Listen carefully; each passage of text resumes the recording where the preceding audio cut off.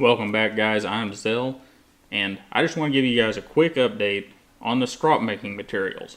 I made a run by Hobby Lobby and our local leather shop and found some interesting stuff. First thing is, at your Hobby Lobby you can buy an 8.5 by 11 sheet of tooling leather.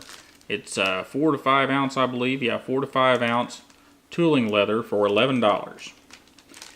Okay. It's not nearly as cheap as going to the leather shop, but it's a really nice piece of tooling leather that you could probably make 3 strops out of. Second thing I found at the Hobby Lobby is they have all kinds of different cuts of pine. Now this is a bit ridiculous. It's 22 inches long and 3 inches wide. And yes, I did make a 22-inch long strop. I do have some purposes for that. We'll get into that maybe sometime. But thing here is, if you have the tools, it doesn't have to be fancy tools, just about any type of saw, you can cut this down to whatever you need if you want to have a handle on your strop. If not, the Hobby Lobby carries a lot of different sizes of pine. They don't carry a lot of other woods, but pine, because it's used in crafts a lot, they have several different sizes. And you can probably find a 2-inch by 12-inch long or various other sizes that you can use to make a strop with. And the last of the Hobby Lobby finds was balsa wood. Now this is a full 1-inch thick by 3-inch wide piece of balsa, and it cost $4.99. I'd never used balsa as a strop. I know some people do. I know that Wicked Edge uses it for part of their strops. So I put some 1 micron diamond paste on it, and this is what I got.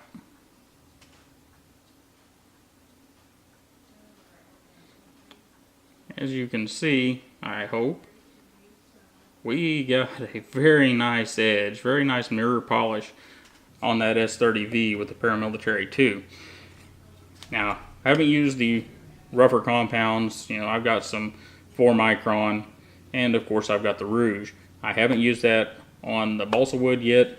I will, and if I have problems with it, I'll let you know. However, I don't think there's going to be any problems.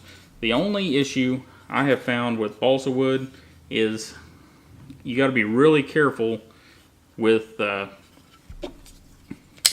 ricasso area of the knife back here and the thumb studs. They will round the edge of your balsa wood off. Anyhow, $4.99, and you've pretty much got a strop intact. Just look through the pieces and get the flattest one you can find. So next thing I did was went to the leather shop, and this piece of leather was another 3 inches wide, so it was a total of 12 inches wide by 22 or so inches long.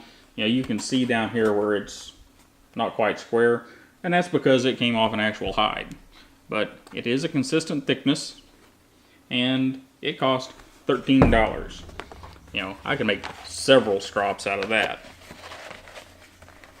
And, you know, that just kind of goes to show you the difference between going to the Hobby Lobby and going to the leather shop. Now, the tooling leather at the Hobby Lobby is going to be consistent. It's going to be 4 to 5 ounces. It's going to be pretty much a consistent piece of leather from package to package. Whenever you go to the leather shop, they're going to have what they have. And you're going to have to choose between whatever they've got. You know, myself, I wanted something fairly thin, and the back side of this leather is a bit rougher than I'd like, but the smooth side's really nice, really consistent, and a lot cheaper. And I've already made some strops out of some of this. Got that, and you saw the big old paddle I made. The 1 micron diamond emulsion came off of Amazon. I think I gave like $3 or $4 for it. Anyhow, guys, I just had some new information, wanted to share that with you because strops are important, especially if we're using those lower end steels.